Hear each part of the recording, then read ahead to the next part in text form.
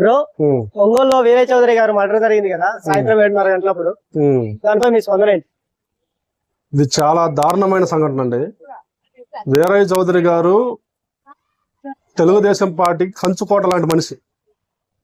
ఒక నాగలప్పలపాడు మండల ప్రెసిడెంట్ గానే కాకుండా బాపట్ల జిల్లాకే ఆయన అధికార ప్రతినిధి. అలాగే తెలుగుదేశం పార్టీకి స్టేట్ లెవెల్లో మంచి లీడర్ అతను.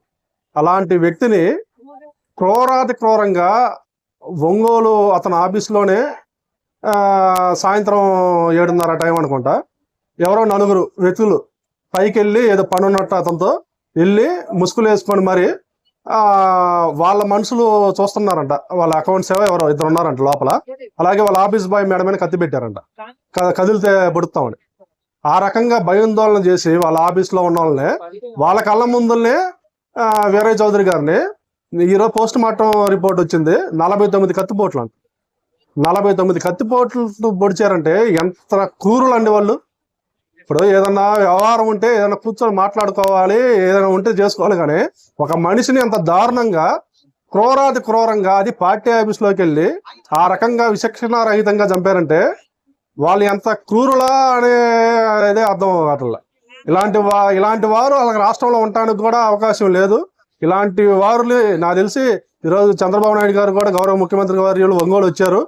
ఆయన కూడా చెప్పారు, ఎవరు ఎంతటి వాళ్ళైనా దీని వెనకుంది, వాళ్ళని ఎవరిని వదిలిపెట్టే ప్రసక్తి లేదు. ఆల్రెడీ 12-13 టీంలో ఈరోజు గాలింపు చర్యలు జరుగుతున్నాయి. ఎస్పీ దామోదర్ గారు కూడా ఆయన ఒక young and dynamic SP.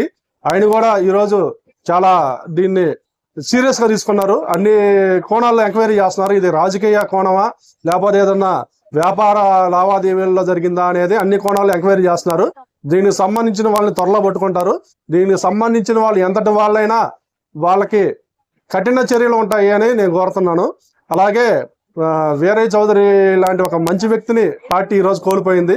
Ongole లాంటి ఒక ప్రశాంతమైన ఏరియా. ఒకప్పుడెప్పుడు మేము పిల్లలుగా ఉన్నప్పుడు ఒంగోలు అంటే ఏదో మటలు జరిగాయి తిన్నాం. కానీ ఆ తర్వాత ఈరోజు అక్కడ దామచల జనార్దన్ గారి నాయకత్వంలో ఒంగోలు ఒక ప్రశాంతమైన వాతావరణం, అక్కడ అభివృద్ధి ధ్యేయంగా ఈరోజు ముందుకు సాగుతుంది. ఈ గత కొన్ని సంవత్సరాల నుంచి ఒంగోలులో ఇలాంటి ఇన్సిడెంట్లు ఎప్పుడు జరగల. ఒంగోలు అంటేనే ఒక ప్రశాంతమైన వాతావరణంగా ఈరోజు అభివృద్ధి దిశగా వెళ్తుంది. అలాంటి ప్రశాంతమైన ఒంగోలులో ఈ రకంగా ఈ హత్య ఒంగోలు మొత్తాన్ని ఉలికిపాటు చేసింది. ఇలాంటి ఈ క్రూరమైన పని చేసిన ఎవరినైనా కానీ వాళ్ళని క్షమించకూడదు. అలాంటి వాళ్ళని కఠినమైన చర్యలు తీసుకోవాలని నేను కోరుతున్నాను.